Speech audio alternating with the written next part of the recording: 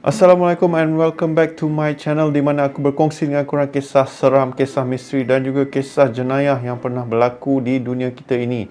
Okay, so pada hari ini aku ada satu lagi kisah seram yang aku nak ceritakan dengan korang. Oh boy, tiba susah pula nak cakap. Okay, yap, elokkan mask dulu. Alright. So kisah ni, aku nak ceritalah macam mana aku teringat balik satu kisah ni.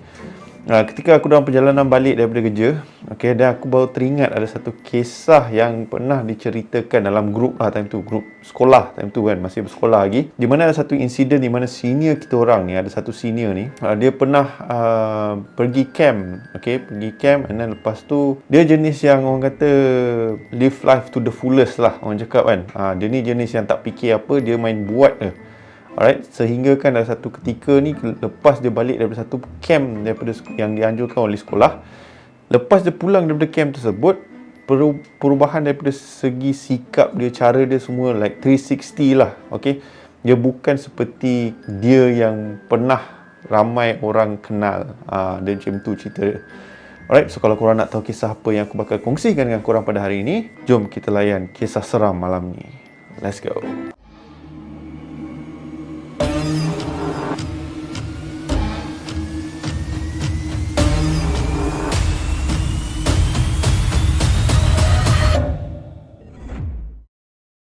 Alright guys, so kisah ni berlaku pada tahun 2001. Bukan. Salah, bukan 2001. 2000... Oh, bila lah? Okay, 2006. Sorry, 2006. Ketika itu aku masih sekolah menengah lagi. Alright. So, ada satu, kira macam satu sembang-sembang kisah-kisah yang diorang pernah ceritakan lah dekat sekolah ni, yang dikatakan pada masa dahulu. Salah, bukan pada masa dahulu.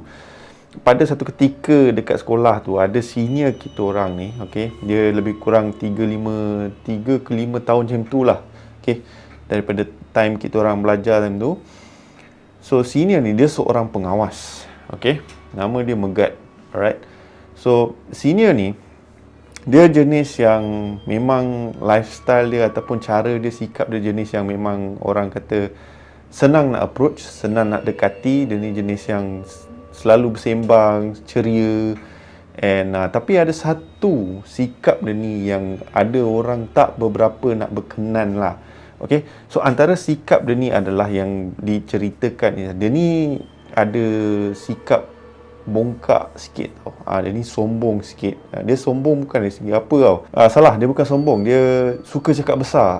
Macam tu, dia suka cakap besar. Apa-apa cerita yang dia sampaikan semua bom lah. Tak ada yang jenis minimum, yang standard, flat, tak ada.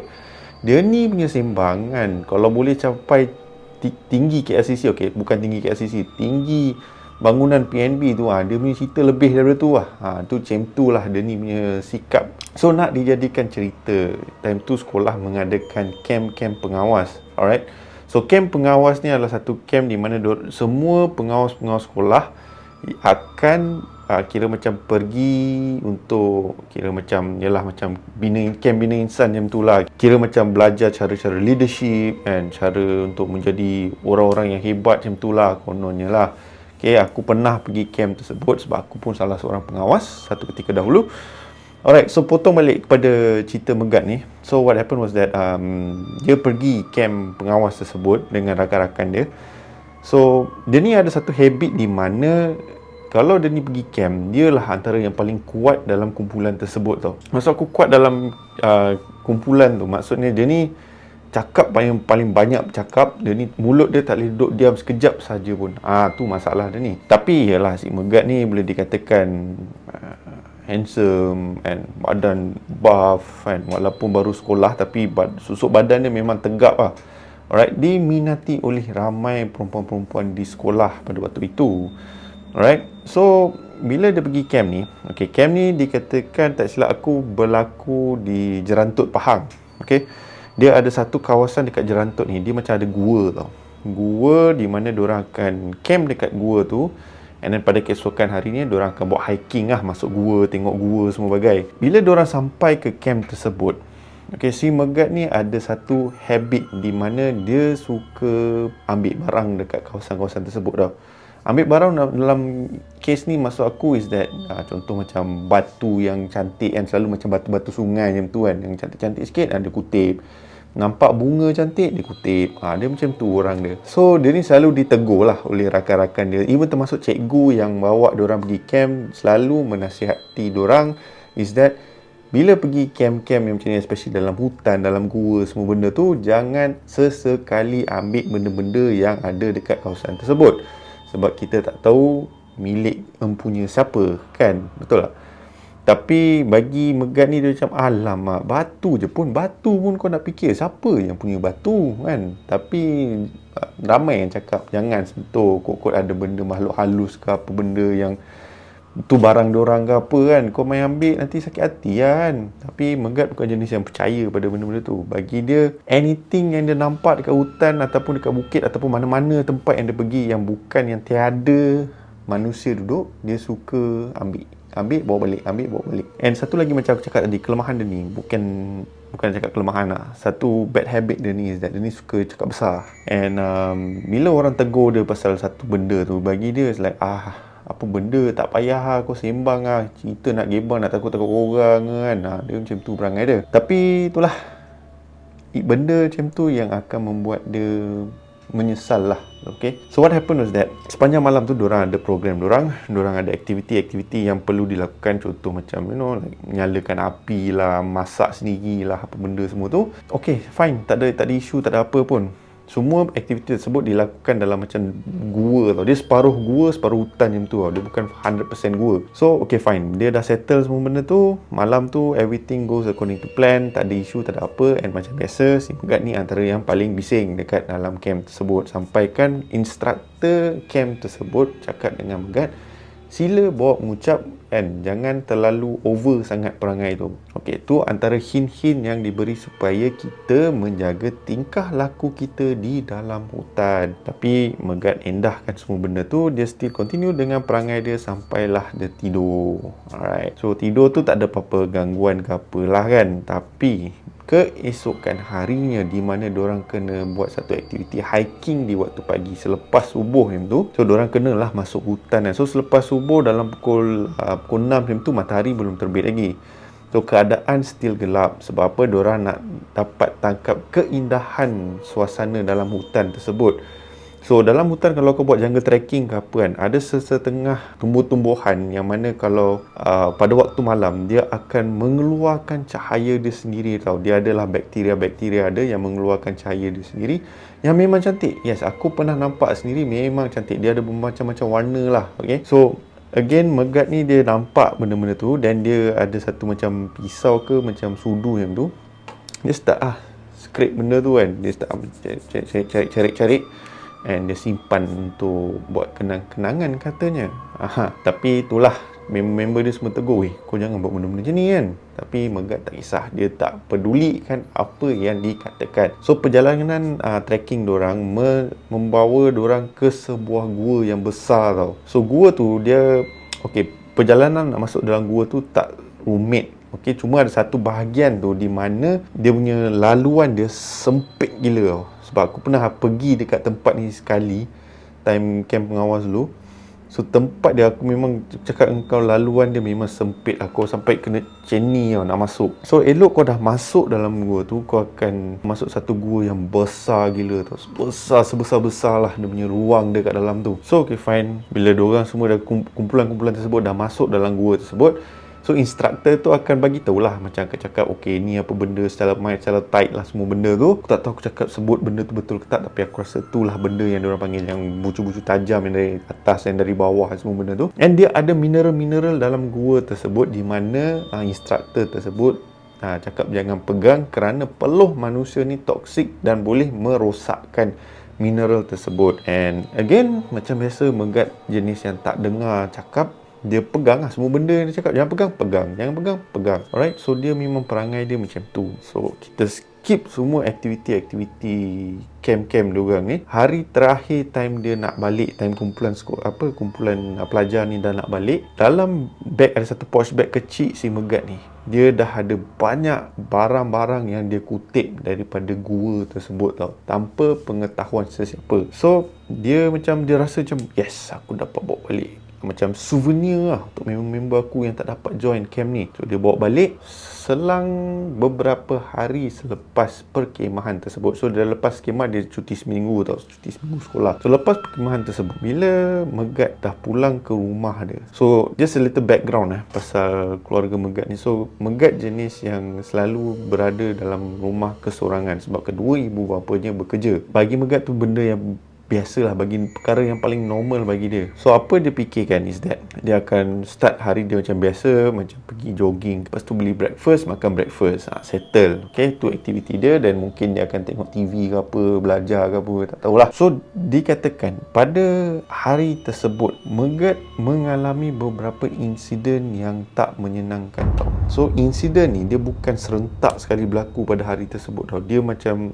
sikit demi sikit tau. Dia macam membesar insiden tersebut. Okay, so dia terasa seperti ada gangguan daripada segi bunyi-bunyian dekat rumah dia. Dia sentiasa dengar seperti ada orang di dapur padahal tak ada orang. And then ada satu insiden di mana dia terdengar pipe dekat bilik master bedroom, iaitu bilik kedua ibu bapanya, tiba-tiba terpasang dengan sendiri. And dia tengok pipe tu terbuka kan. Tak ada sumber, tak ada orang dalam rumah melainkan dia sahaja, tapi pipe tu terbuka. So Megat dah rasa tak selesa tau, tapi dia hanya abaikan pemikiran kok ada gangguan-gangguan yang pelik ke. Dia mungkin terfikir mungkin aku ada on kot, aku terlupa. So dia fikir bersangka baik lah katanya. So bila hari pertama tu selesai dengan gangguan-gangguan kecil macam tu, hari kedua datang. Okay, bila kedua ibu bapanya keluar bekerja, di situlah situasi ataupun insiden gangguan start bertambah. Tengah dia lepak dekat hall, tiba-tiba dia terdengar seperti ada orang turun tangga tau.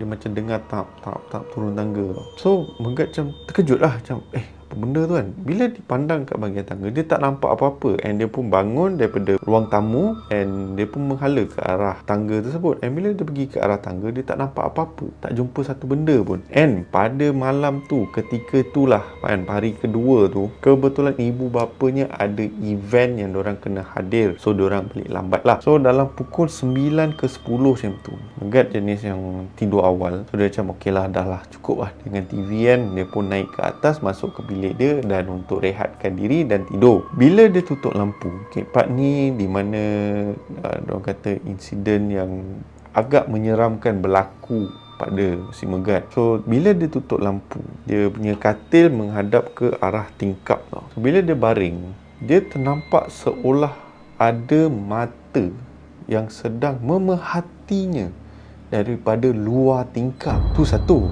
And then lepas tu dia rasa macam dia terdengar seperti ada ketukan dekat cermin tingkap tau, macam tak, macam ibarat macam suruh bagi masuk lah, macam tu kan. Megat dah rasa tak sedap hati, dia ambil selimut, dia tutup lah muka dia kan. Tegak-tegak pun penakut juga lah cerita dia kan. So anyways, Megat cuba abaikan apa yang dia nampak tadi tu, and dia try lah untuk tidur. Tapi lepas beberapa minit dia try pusing, still tak kena-kena, still tak leh juga nak lelapkan mata. Alamak, settle lah kau. So tiba-tiba dia terdengar seperti ada sesuatu dalam bag, posh bag yang aku cakap banyak dia kumpul barang-barang daripada camp tersebut, di mana tiba-tiba dia terdengar seperti macam ada benda bergerak dalam posh bag tersebut tau. Si Megat ni rasa macam apa benda ni, kok ada kumbang ke, ada tikus ke apa dalam tu kan. So dalam keadaan gelap, dia tak terfikir nak on lampu ke apa, dia pun pergilah ke arah posh bag tu, dia buka. So bila dia buka, apa perasaan yang dia first rasa waktu tu, sebab keadaan bilik tu gelap bila dia buka bag tu, dia terasa seperti ada tangan pegang dia. Dia terus lepas bag tu, dia macam apa benda ni. So korang bayang, keadaan gelap, dia tak nampak apa-apa, tapi dia rasa seperti ada tangan yang genggam pergelangan tangan dia tau. So Megat macam dia start astagfirullahaladzim, apa benda ni. Dia dah start panik lah. So disebabkan dia panik, dia tak nak buang masa lagi, dia pun keluar daripada bilik dia dan dia turun ke bawah. Dan bila dia turun ke bawah, dia try lah on lampu ruang tamu lah, lampu dapur, everything all. Lampu tak on. Dia tekan banyak kali, lampu tak on. Dia macam alamak, apa benda aku nak buat ni.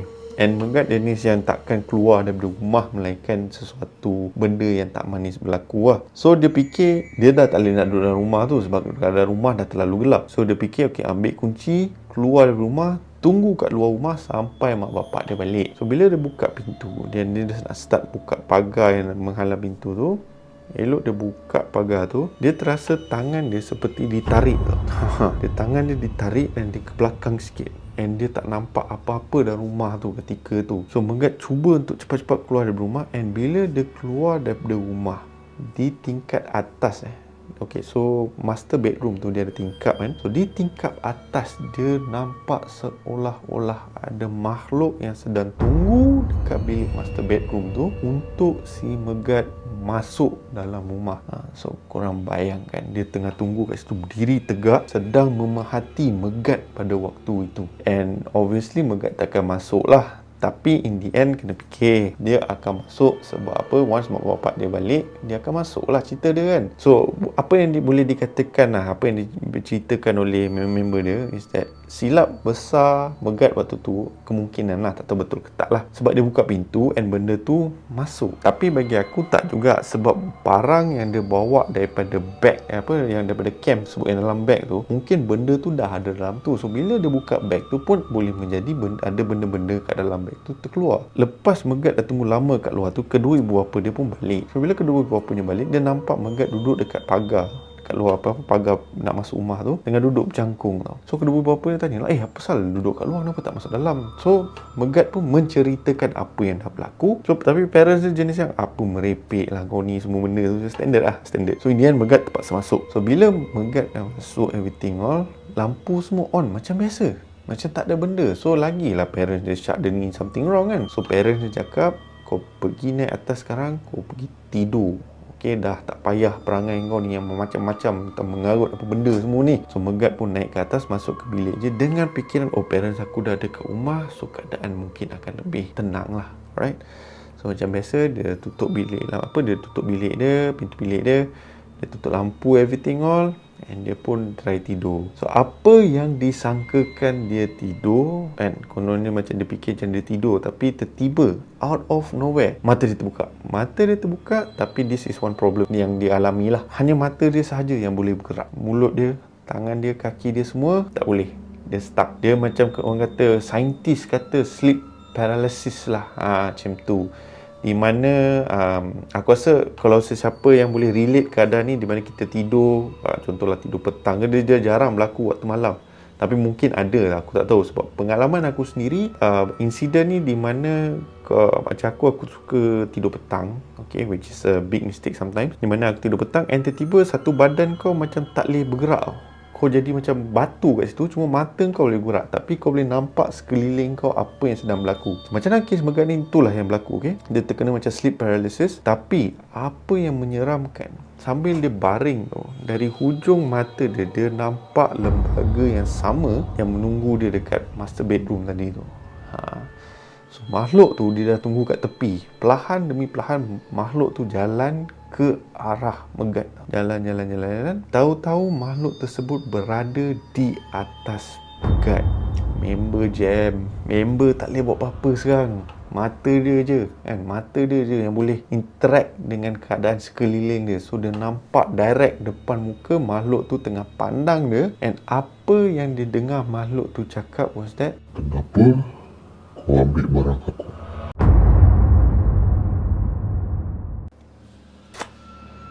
Settle. Waktu itu keadaan Megat boleh dikatakan dia dah berpeluh-peluh. Tu badan dia tak boleh bergerak. And also lepas makhluk tu bercakap dengan Megat, Megat terus black out. Keesokan harinya bila Megat bangun, dia rasa sakit satu badan, lebam everywhere. Sini cakar, kaki kat bawah dia cakar. Tapi cakar dia tak berdarah, dia macam cakar lebam, right? Tapi kau boleh nampak garisan cakar tu. Dia punya badan semua kemerah-merahan, belakang dia sakit and dia pening kepala gila, dia macam migraine. So dia pergi jumpa kedua ibu bapa dia. Okay, dia tunjuk apa yang dah berlaku, everything all. Kedua bapa dia panik. Ayah dia tanya, apa kau dah buat? So Megat pun explain ke ayah dia apa yang dia dah lakukan. And obviously Megat dibawa untuk berubat. Yes, lepas tu everything all alhamdulillah tak ada apa-apa. Tapi apa yang misteri is that barang yang Megat ambil, ayah dia cuba cari balik untuk kira macam buang kat sungai, so on macam tu, tak ada, hilang, lenyap. Termasuk pouch bag yang Megat bawa. So ke mana benda tu pergi? So ada yang mengatakan yang mungkin makhluk tersebut dah bawa balik, yang dapat pouch bag free lagi, boy. So dah bawa benda tu balik. Lepas Megat dah dikena macam kira macam hukuman lah, dah kena belasah dengan makhluk tersebut, dan barulah makhluk tersebut balik. Ustaz yang rawat dia start kira macam ambil semangat balik lah. Megat dah macam dia tak boleh nak fikir, tak boleh nak cakap betul. Dia dah start macam, yelah, orang hilang semangat macam tu. Hari demi hari dia punya lebam-lebam dia pun start hilang, everything all, and dia kembali sihat, kembali normal. Tapi selepas insiden tu, Megat bukan seperti Megat yang dulu. Okay, dia jenis yang pendiam, dia tak cakap banyak. Bila member-member dia tanya apa yang dah berlaku, everything all, dia senyap, dia tak bagi tahu. Sampai at one point bila hari terakhir dia di sekolah, barulah dia buka cerita kepada salah satu kawan baik dia apa yang telah berlaku. Kawan baik dia pun ambil cerita kisah tu and kira macam sebar lah dekat satu sekolah untuk ibarat macam jadi satu pengajaran, di mana kalau korang yang nak pergi camp,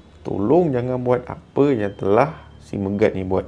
Kalau korang nak kena nasib yang sama, cubalah, try buat. So macam tu. So in the end, Megat okey, dia tak ada isu ke apa, tapi dia dah jadi 360 lah. Dia totally berubah. Dia bukan macam dia yang dulu lagi, yang jenis yang cakap besar everything all. Dia jenis yang bila dia nak cakap, dia jaga-jaga. Macam tu. Okay, so aku harap korang enjoy dengan kisah seram pada hari ini. Okay, aku memang dah selalu dengar bila, especially mereka-mereka yang suka hiking apa benda semua, ada pantang larang bila nak buat hiking everything all, especially apa-apa benda cantik yang korang jumpa semasa hiking, korang jangan ambil, jangan kutip kan. Kalau nampak benda pelik, jangan tegur. So adalah pantang larang dia. So aku rasa kita, especially kita yang beragama Islam, kalau nak masuk tempat-tempat begitu, make sure kita baca doa, make sure kita dilindungi and everything. And janganlah kita selalu sangat celupa, dan especially dalam hutan ke apa, kerana kita tak tahu apa benda yang mendengar and apa benda yang boleh ikut kita balik. Alright, so aku harap kisah ni boleh menjadi satu pengajaran kepada korang-korang yang mana suka travel, especially masuk hutan ke apa benda, supaya sentiasa berhati-hati bila masuk ke kawasan-kawasan yang tak biasa dengan kehadiran manusia. Macam tu. Alright. So kepada korang yang masih belum subscribe ke channel aku, korang boleh tekan butang subscribe bawah, and jangan lupa tekan bell notification supaya mana-mana konten aku yang aku uploadkan, korang akan diberitahu terlebih awal. And also jangan lupa tekan butang like di bawah, and kalau korang suka, korang boleh share video pada hari ini. Alright, aku mengucapkan terima kasih kepada viewers aku yang sedang menonton, and juga kepada subscribers aku yang telah subscribe ke channel aku. Support korang teramat dihargai. Okay, so sehingga kita berjumpa lagi di next content. Nama aku Shadows, and by the orders of the Shadows, take care, stay safe and stay healthy. Assalamualaikum.